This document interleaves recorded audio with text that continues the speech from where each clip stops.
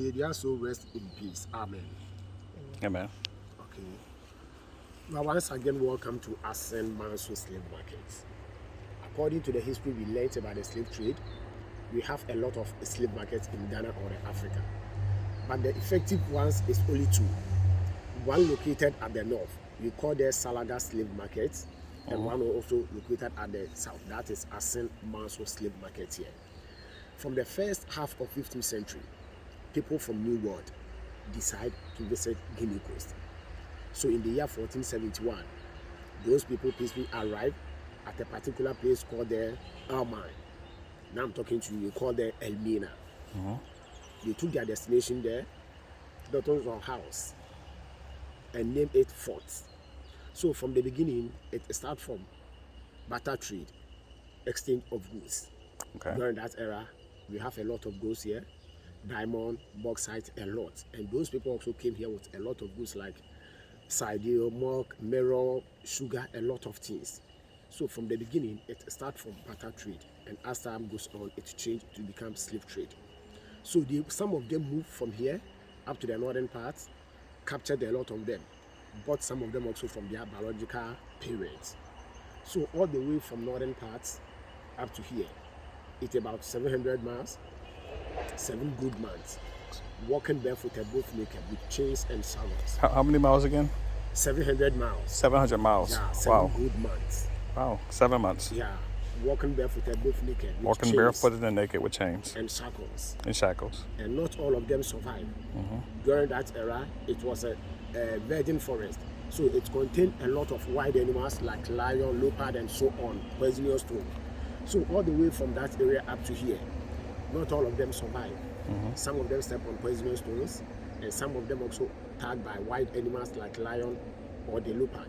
And excuse me to say, the ladies of them also got their menstruations on them because of the shackles. There's no way for them to pluck some of the leaves to clear themselves. So anytime they walk, the blood also flow on them. Some of them got bushy hair, skin disease. So we have a river down there. Anytime they brought them there, they make them need to attract more parts before they brought them here and do the research before they move them to the castles, either Elmina Castle or the Cape Coast Castle. So this is some of the remaining ones. Okay. This lady was called Madame Cresta, and she was a slave. Can I ask a question? So how long is the walk from here to Cape From Coast? here up to Cape Coast, 3 weeks. 3 weeks. Yeah. 3 weeks walking. Yeah. To Cape 2 weeks Coast. walking, yeah. Wow. Either Cape Coast or the Elmina. So this is some of the slaves. We call her Madame Cresta.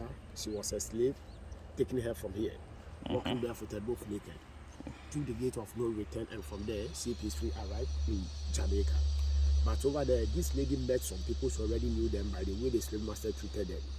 Because of that, she did a law that anytime she passed away and then the remaining ones emancipated from the slavery, they should bring the Ata or the Imutatum back to Ghana or the Africa. And later on, because of the hunger strike, Madame Cresta died and buried her in Jamaica. And then the man over there also called Samuel Carson. Samuel Carson also a slave, taking him from here, walking the same barefooted, both naked. Peacefully arrived in the United States of America. But over there, Samuel Carson was a strong and brave man. So they took him to join Navy as a bodyguard, got some of the slave masters and other slaves, and he also did a role that anytime he passed away and then the remaining was emancipated from the slavery, they should bring the Ata or the Imutatum back to Africa. And later on, Samuel Carson also died and buried him at the United States of America.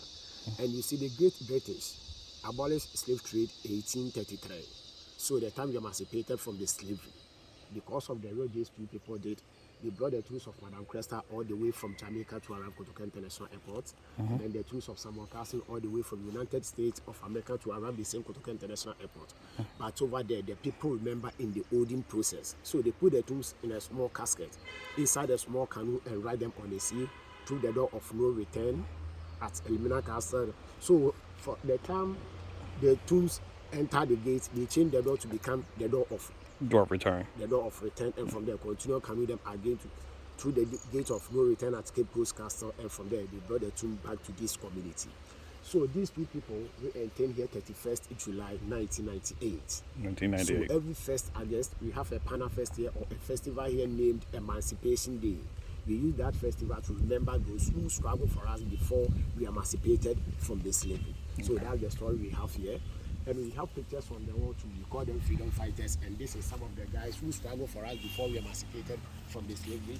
We have George Edwin Ferguson, George Malcolm X, Malcolm X. Queen Mani, George Padmore, Booker T. Washington, Harry Tubman, Dr. Kwame Nkrumah, Harriet Anna Harriet, Sojourner Truth, Martin Luther King Jr., Frederick Douglass, Emmanuel Du Bois, Marcus Garvey, and then Captain Blues. Wow.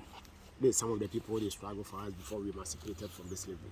And from here, we go to the riverside, and we have a pillar over there called Recognition Pillar. After the tour, if you want your name to remain here, you can put your name on the wall.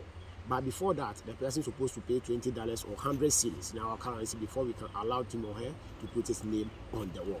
We use that money to develop the facility, the needy ones in the community, the old ones who can't work, the old people who can't work, and disabled guys. We use that money to support them. Okay. So after the tour, if you want to put your name on the wall, you can do that before we end. Yeah, I would the definitely tour. put my name on the wall. Okay. Okay. It's impressive to me because, again, in America, I know the history Okay. when we come there. I know the torture, I know the brutality.